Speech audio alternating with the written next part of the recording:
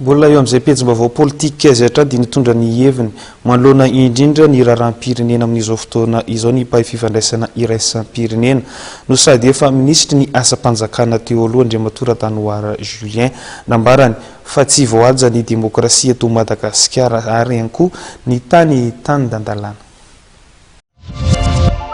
Tsy tany tandalana intsony Madagasikara, mararaka ny nambarany ireo tsy fanaran-dalàna tanterahany mpitondra. Anisany nasiany teny manokana mikasika ny fifandraisana amin'ny Turkia ary ny fanontana vola vaovao izay samy tsy nandalo fankatoavana teo anivon'ny anteneram-pirenena. Dia raha ohatra tsika resaka hoe tany tandalana ary nahoana ny fifandraisana amin'ny Turkia ohatra tsy nandalo anteneram-pirenena satria misy contrôle parlementaire ao anatin'ny demokrasia. Zany hoe ny mpanao lalàna dia manamarina sy mijery ny zavatra ataon'ny fahefana mpanatanteraka. Tsy nisy zany. Ary ahoana koa le fanamboarana vola samy mahafantatra ve tsika izao fa hoe ohatrinona ny vola namboarina ary 4 miliara.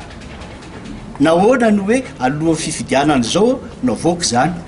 Ary ny tena mampalahelo dia ny hoe efa fantatra izao fa matiantoka ianao manamboatra vola 500 francs no revenir amin'ny 750 francs 250 zany a fantiantoka ao isaky ny billet 4 miliara moa ny billet atota amin'ny 500 francs za ngamba tsy ino fa 10 fotsiny fa mihoatra be dia be amina miliara 4 miliara zany fantiantoka nefa tsika hoe tsy manam-bola tsika raha mbola nindram-bola ndraiky hoe amin'ny banque privé amin'ny Allemagne dia ahoana daholo zany rehetrarehetra zany miseho amin'izao fotoana izao satria ve akaiky le fifidianana satria ve anaovana an'le fifidianana sa ahoana sy ahoana tsisy mahafantatra zany tsika zany tokony handalo contrôle parlementaire daholo ao anatina demokrasia tsy misy zany dia mamena-panontaniana tsika hoe manaja ny demokrasia izay fototra hijoroan'ny firenena malagasy satria aza dinoina fa ao anatin'ny préambule savaranonandro fa savaranonandro ny lalam-pandroena dia hoe ny demokrasia fototra hijoroan'ny repoblika.